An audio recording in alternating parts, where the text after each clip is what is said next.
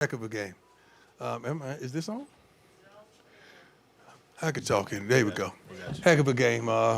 Well coached. I think during every trick play they did, it worked. It was a wonderful timing of it. Our defense didn't show up today by any means.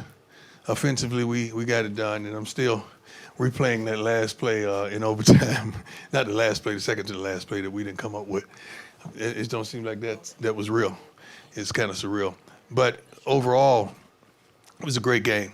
Great for the viewers, great for HBCU. Just great overall game. Hats off to that coaching staff, the head coach, all those players, the fan base, the cheerleaders who I got the opportunity to meet yesterday while I was getting a haircut.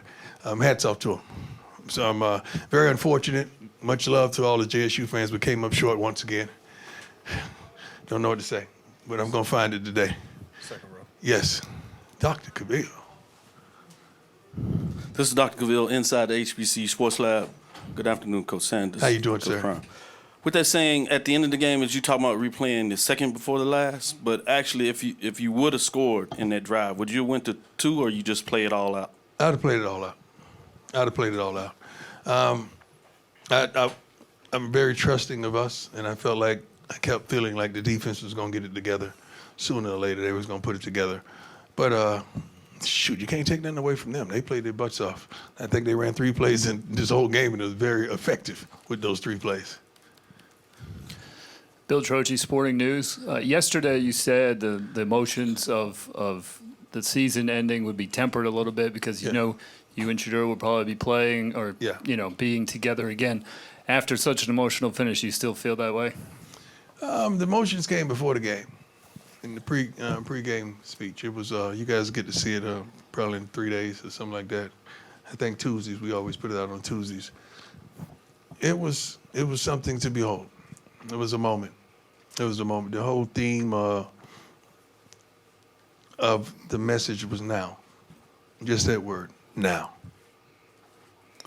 We're back. Vaughn Wilson, HBCU Game Day. Coach, one thing you emphasized all during your time was HBCUs play good football and there are good coaches there. Yes. Just expound on that.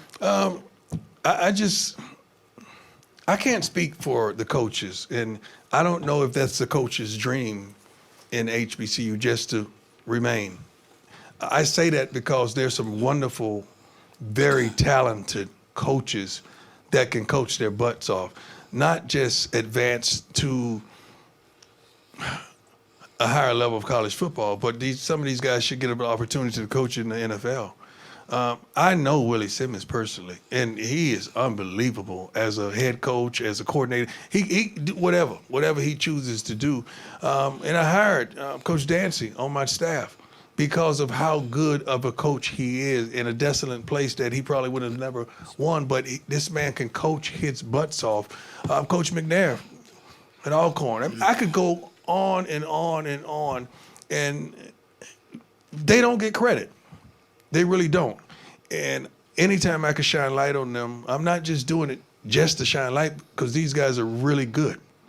And they should be noticed. They should be focused upon.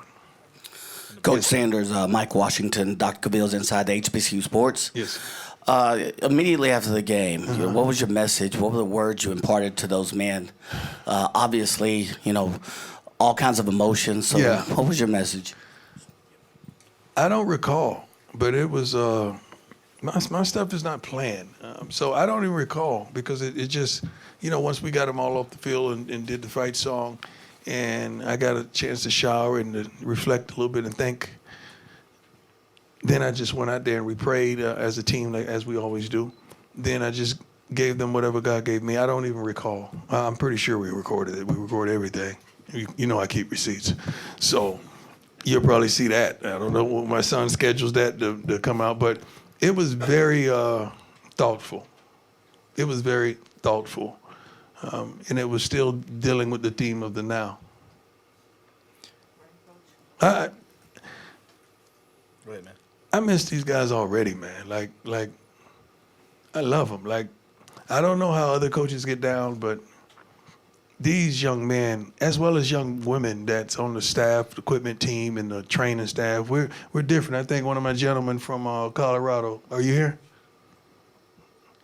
He's been tailing me and doing a wonderful job, and he wanted to see how we move.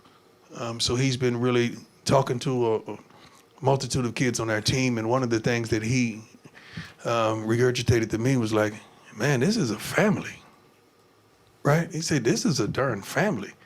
I said, yeah, I mean, it's not easily conceived, but we are. We love like that. We love like that. We truly do. 2 more questions. Coach, Wilton Jackson, Sports Illustrated. When Travis Hunter caught that touchdown pass, what went through your mind? That's the first part. And then the second part of the question I want to ask is, how do you view your legacy at Jackson State now? When Travis caught the touchdown pass, like, all right, we finally, like, I was expecting that couple plays prior, but we finally got it at the end. Make sure we hit the extra point. I'm thinking ahead. I don't play or coach for legacy. I coach for kids. I coach for resolutions. I coach for love and passion. It's not a job to me. You know, I read the stuff every now and then. I don't read everything because I ain't got that kind of time. But to even fathom the fact that I would do something for money and God has been good to me financially, that blows my mind. Because you didn't say that when I was in the hospital for a month and I came on the sideline in a wheelchair. Did I do that for money? When I'm reaching in my pocket and paying for stuff, did I do that for money? When I'm loving on these kids and doing stuff that you would even fathom that a coach would do, did I do that for money? Money don't move me. I move money. Coach Roland Martin, there were 2 emotional moments after the game. You were picking players off the bench, but also in the tunnel, you embraced Robert Brazile. And both of you are very emotional. Talk about those 2 situations after the game. I wanted to have a last opportunity to speak to my team as a unit. So that's why I was trying to get them in and comfort them as well. Because a lot of those young men were emotional because we didn't fathom a loss. We don't think like that. With Robert Brazile, that's like big brother. That's like uncle. And I feel like I let him down. Like that's my man. Like I call a few people before accepting the job to let him know what I was contemplating. And he was one of the ones because I wanted his blessing. And I wanted to understand the lay of the land because I didn't really know a lot about the HBCUs. And he's been there every step of the way. He's done things that you don't even understand. But he's been there for me to give me guidance and comfort and love and wisdom. And I sincerely love him. And I feel as though I let him down. And that's going to be with me for the rest of my life. I love him that much. He's in the meetings on Friday just to be there for us. He's always there. Whenever he could make the games, he's there. And the young men love him, not because of what he's accomplished, but who he is to us. And I just feel that way. So for everything that you did, how do you feel like you let him down? For everything you accomplished? We lost, man. We lost twice. I'm a winner. I know I don't just measure. I'm sorry, sis. I just got to complete it. I apologize. I don't measure everything by W's and L's because, you know, graduation rate, people staying out of trouble legally. I think we have several kids that are fathers. I want them to be great fathers. You can't measure that kind of stuff. But, you know, not winning, you measure that kind of stuff. But I feel like we've won, but we didn't win that game. But that's just me. I just feel like I let him down. And that hurts. I love him that much. I want to make note to a man that's been there for me. You know, throughout all this, I've lost several people through this short journey of Jackson. And my pastor was one of them. And God sent me another man that has filled that void and then some. Is Pastor Smith, you here? God, I love you, my brother.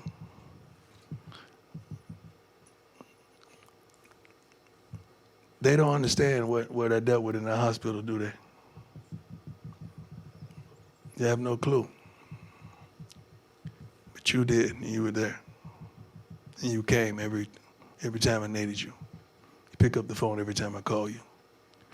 So a lot of things we may seem to make it seem like it's easy, but it's not easy, spiritually or physically or psychologically or emotionally. But God will send you a man, and God send you. So I just wanted to recognize you in your city, in your town, and let you know how much you mean to me. I love you, Pastor. We good, sis? Hey, guys, some of you I may never run across again. I hope I do. Dr. Gabil, I love your colors. Way to change the game up on them. Hey, but let me tell you something. We would have never gotten to the level that we've gotten to if it had not been for y'all. The good and the bad. You know, some of y'all just got a negative pen and you're going to do what you do. God bless you. I need you too. I need y'all too. Because then another guy with a positive pen going to flip that whole thing. But thank you just for shining light on HBCUs. I'm not walking away. I'm going to still always love HBCUs in my time. Ashley Robinson gave me an opportunity that was phenomenal, and I was able to maximize my moments. But if it had not been for those opportunities, I probably wouldn't have received those other opportunities that I have received. So I'm forever in debt. I'm going to miss the Sonic Boom with all my heart. Dr. Little, our cheerleaders. I mean, so many people. I can't be on to have a roll call. But I thank y'all, each and every last one of y'all, for what you've contributed, white, black, Hispanic, Asian, anybody that has ever reported, not on just me, but HBCUs, and uplift this whole movement. The movement don't stop with a man, although it may have started. The movement gonna continue with a plan. I'm gonna say that again. The movement don't stop with a man, although it may have started like that. But the movement is gonna continue with a plan. God bless. Nobody clap for me, y'all?